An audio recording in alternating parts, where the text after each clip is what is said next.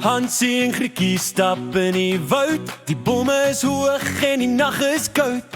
Hansie strooi broodkrummels een vir een, maar die voeltjie sê dit, nou is hulle alleen.